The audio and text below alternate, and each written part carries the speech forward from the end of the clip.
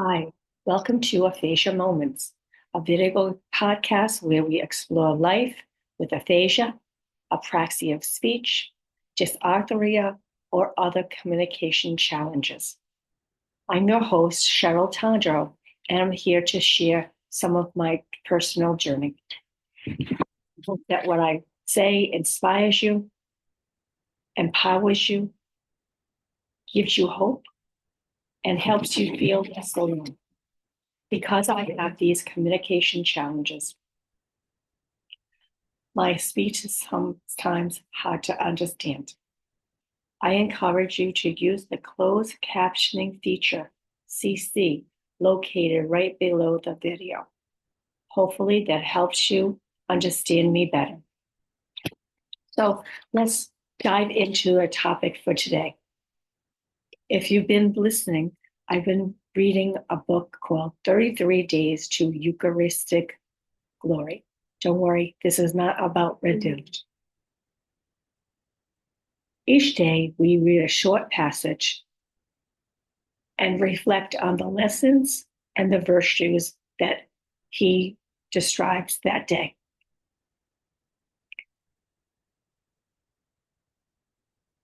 Each virtue has been easy to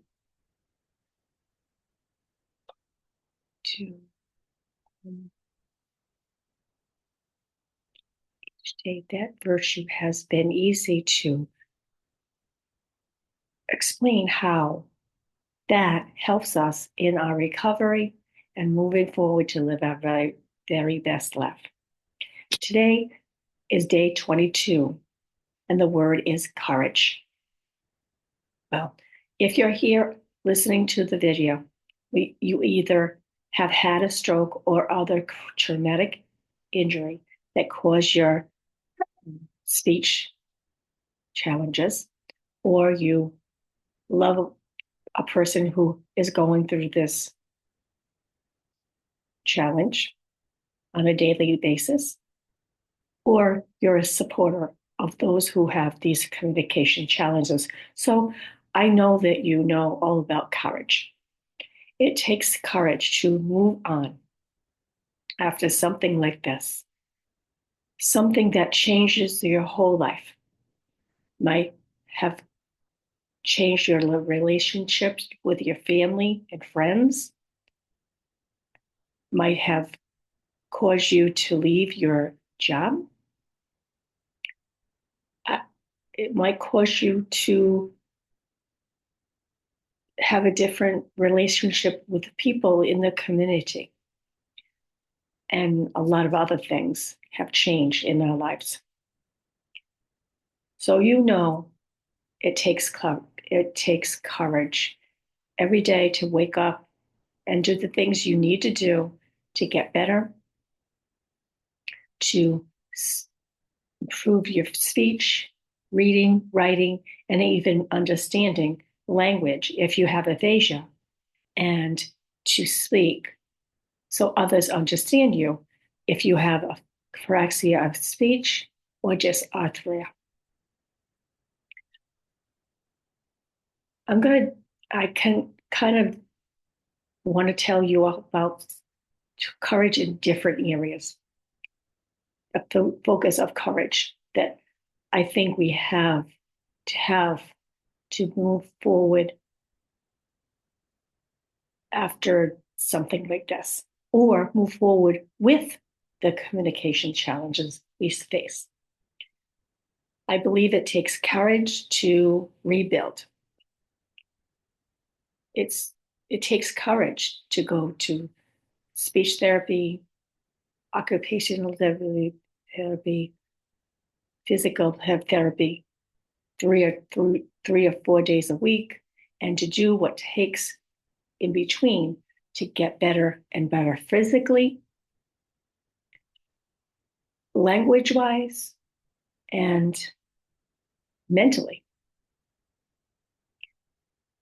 I believe it takes courage to use your voice, to understand that communication is not just speaking, it's reading, speaking, and using alternative methods of communication. Maybe the courage to use an AAC device, which is different from everybody else in the world. The courage to use your iPad or phone to enable accessibility, because it takes power, it takes courage to do things that are different. I believe it takes courage to share your story, which I believe is so important. We've talked about this before, and I think it takes courage to tell your truth. Maybe something that caused your stroke or other traumatic event helps people prevent it, and hearing that you should avoid something maybe will not be popular to others. Sharing your story that, like I said, going to noisy places bothers me, and I can't go to places with my friends or husband. I think it takes courage to accept the changes that have been made after the stroke or after a serious injury. The changes to our bodies, changes to our minds, the changes to our speech, the changes to our mental health. And it also takes courage to accept these changes, but still know that you're a unique individual with strengths and skills still. And that takes courage, because the world sees you differently, and you have to be able to see yourself as the wonderful, unique person that you always were, and you want to become more in the public. And finally, I think it takes a lot of courage to accept help. I know for me that was really hard to do, to accept help physically. I wanted to do things right away, and I couldn't. It killed me.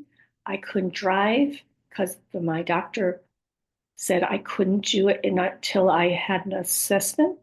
That killed me. And accept help with my mental health.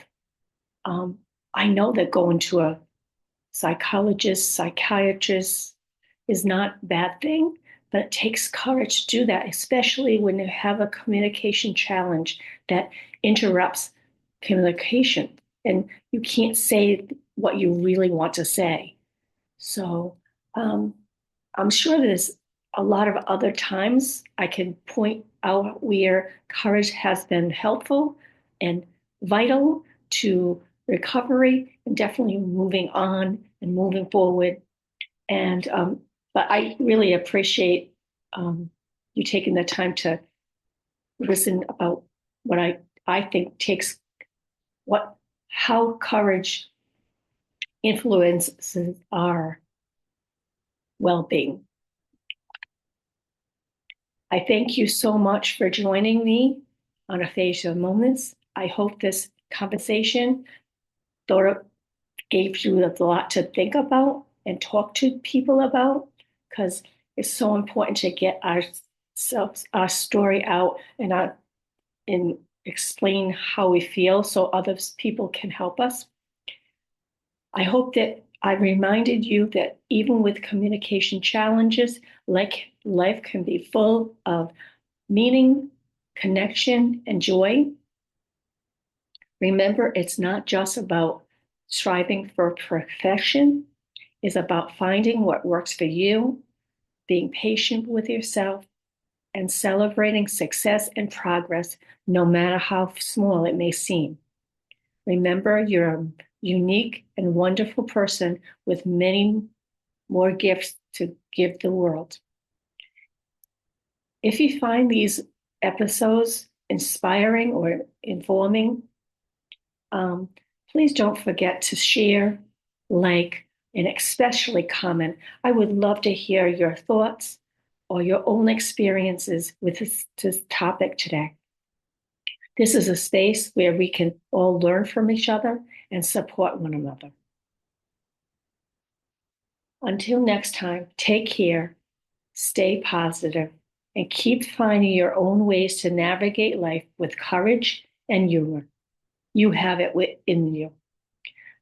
Thank you again for watching. I hope to see you again really soon. Bye-bye.